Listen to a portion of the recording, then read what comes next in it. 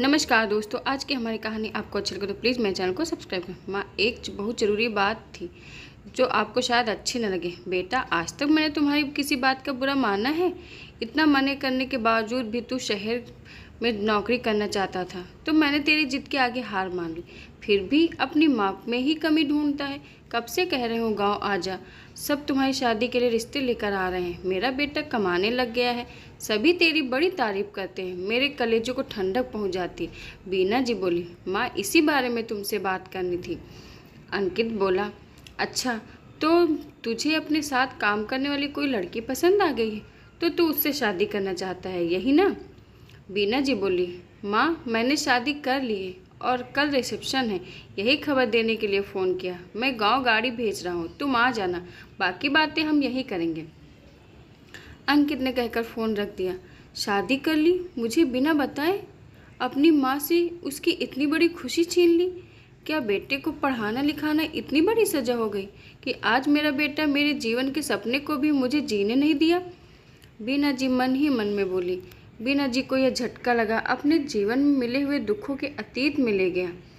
शादी के बाद बेटे के जन्म के 4 साल बाद ही पति गंभीर बीमारी से उसका साथ छोड़कर चले गए। घर वालों ने एक छोटा सा जमीन का टुकड़ा देकर उसे अलग कर दिया। जैसे तैसे उस जमीन के भरोसे अपना और अपने बेटे का पेट पाला। शायद अकेली होती तो इस दुनिया को छोड़ देती, लेकिन अपने पति की निशानी और अपने कलेजे के टुकड़े को कैसे छोड़ती? माँ थी ना, चाहते हुए भी इस परीक्षा की घड़ी को उसे पार करना ही था। सिलाई करके खेत को किसी दूसरे को जोतने को देकर खुद को और अपने बेटे को जिंदा रखा। अंकित पढ़ने में शुरू से ही होशियार था। गांव के सरकारी स्कूल में पढ़कर इंजीनियरिंग की परीक्षा के लिए चुन लिया गया। वो ज़मीन का टुकड़ा उसकी पढ़ाई में काम आ गया। इंजीनियर बनने के बाद नौकरी मिल गई और वह गांव की जगह शहर में बस गया। माँ को बोला था, लेकिन वहाँ उस घर को छोड़कर कैसे आती जहाँ उसके पति और बेटे की यादें बसी हैं। आज बेटे ने उसे ऐसी खबर दी जिस पर यकीन कर पाना उसके लिए नामुमकिन था। अगले दिन गाड़ी घर के बाहर आती है। बीना जी बैठकर अपने बेटे के पास पहुंच जाती है। देखो माँ, मैं जानता हूँ आपको यह सुनकर अच्छा नहीं लगा कि मैंने अपनी पसंद की शादी कर ली। भगवान ने चाहा तो तेरे बेटे को किसी चीज़ की कमी नहीं होगी। बस तुम्हें यह ध्यान रखना है कि तुम्हारी बहू को इस घर में कोई परेशानी न हो। मैं जानता हूँ वह तुम्हारी पसंद की नहीं है, लेकिन इसका मतलब यह नहीं है कि तुम कनक को कुछ सुनाओ। अंकित बोला, नहीं बेटा, तुम्हारी पसंद को मैं कैसे कुछ कहूँगी, और वैसे भी मैं 2 दिन को तो आई हूँ। बीना जी बोली, नहीं माँ, अब तुम यहीं रहोगी हमारे साथ। अंकित बोला और तैयार होने के लिए चला गया। मैं नाराज़ होती है, शिकायत करती, वह तो मेरे बेटे ने मौका ही नहीं दिया। उसने तो मेरे जीवन का निर्णय भी ले लिया कि मुझे यहीं रहना है। बीना जी अपने मन में बोली। रिसेप्शन हो गया। सभी ऑफिस वाले थे। कनक के माता पिता नहीं थे, उसके चाचा चाची ने उसे पाला था, इसलिए उसने भी अपनी मर्जी से शादी की थी। न चाहते हुए भी बीना जी को वहीं पर रुकना पड़ा। सुबह जल्दी उठकर उन्होंने घर की सफाई करके चाय नाश्ते की तैयारी कर ली। ठीक है बेटा, बहू को बुला लो, चाय नाश्ता कर लें, और खाने में क्या बनाना है? बीना जी बोली। माँ आज तो आप ही देख लो, कनक थक गई है। अंकित बोलकर चाय नाश्ता अपने रूम में ले गया। हफ्ते भर बीना जी सुबह शाम का काम करती रही। कभी उनका घूमने का, कभी रात को देर से आने का कार्यक्रम चलता रहा। मम्मी जी, आप सब्जियों में तेल थोड़ा कम डाला करो, बहुत ऑयली हो जाता है। कनक ने कहा, बहू सब्जियां तुम बना लो अपने हिसाब से, मैं चपाती सेक दूंगी। बीना जी बोली। अंकित, तुम्हारी माँ तुम मुझसे ऐसे बात कर रही है जैसे मैं कुछ करती ही नहीं हूँ। नौकरी, बाजार से सामान लाना क्या काम है? घर में बैठकर रोटी सब्जी बनाना ही बड़ा काम है। कनक गुस्से में बोली। तुम गुस्सा मत करो, कमरे में आ जाओ, तैयार हो जाओ, मैं करता हूँ बात।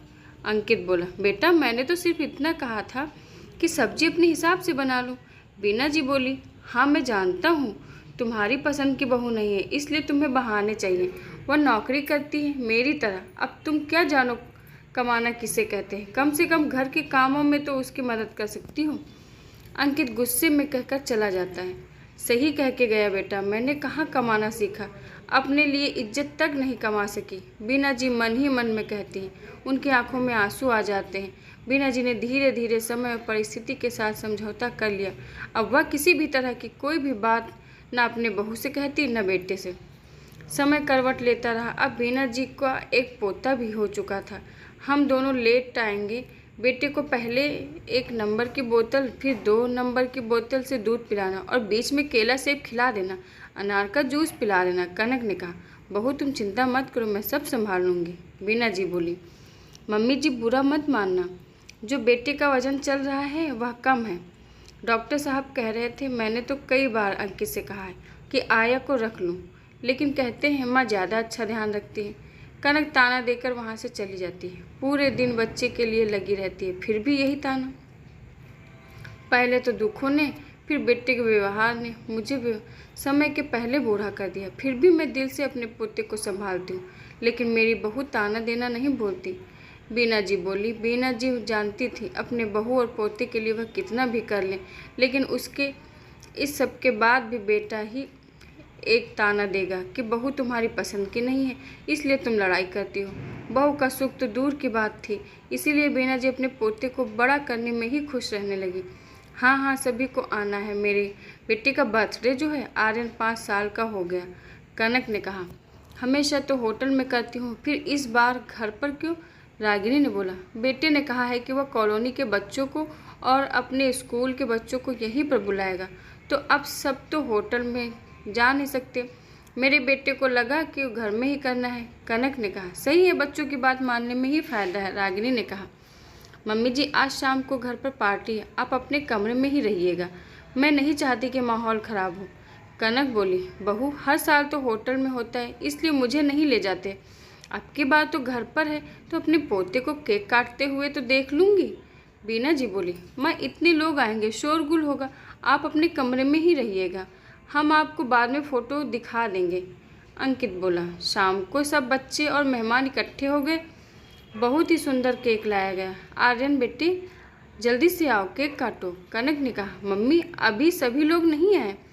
आर्यन बोला, बेटा आपके मम्मा के पापा के सभी दोस्त तो आ गए, आप किसकी बात कर रहे हो? कनक ने कहा, मेरी सबसे बड़ी दोस्त मेरी दादी माँ।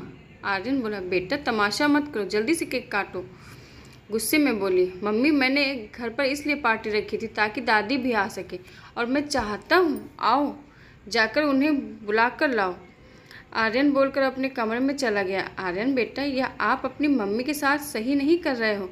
अंकित ने कहा, पापा यह सब मैंने आपसे ही सीखा है, आप दादी से चिल्लाकर बात नहीं करते। उस दिन मैं गार्डन में गिर गया था अपनी गलती से, लेकिन मम्मी दादी माँ पर बहुत तेज चिल्लाई और मेरी बात सुनी भी नहीं, और आपने भी दादी माँ को ही सुनाया, क्या वह गलत नहीं था? आर्यन बोला, ठीक है, उसके लिए मम्मी पापा दादी से सॉरी बोल देंगे, लेकिन बेटा अभी तो केक काट दो, सब बाहर आपका इंतज़ार कर रहे हैं। कनक ने कहा, मम्मी दादी माँ इस घर की सदस्य हैं और मुझसे बहुत प्यार करती है, मैं चाहता हूँ आप उनको बुला कर लाएं। आप ऐसा नहीं करेंगे तो मैं केक नहीं काटूंगा, कभी मेरा बर्थडे नहीं मनाऊंगा, और कभी भी आपको मेरा किसी भी चीज़ में शामिल नहीं करूँगा। आर्यन बोला, बेटा कोई अपनी माँ से ऐसे बात करता है? कनक बोली, नहीं करता मम्मी, इसीलिए मैं कह रहा हूँ, पापा से कहिए दादी से माफ़ी मांगे।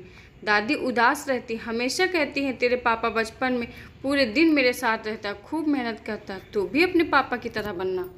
लेकिन मम्मी आज पापा दादी के साथ क्या कर रहे हैं, उनके साथ 2 मिनट नहीं बैठते। आप बताओ, क्या अकेले रहना अच्छा लगता है? लेकिन दादी माँ कभी शिकायत नहीं करती।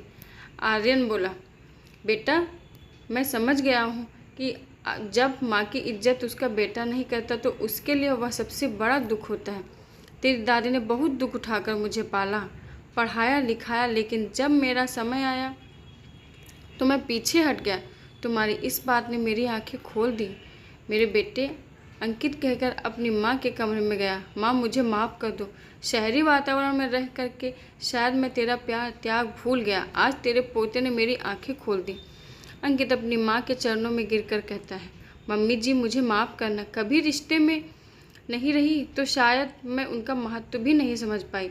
आपने अपने जीवन में पहले ही बहुत दुख उठाए, लेकिन मैं अपने स्वार्थ बस आपके और आपके बेटे के बीच में आ गई।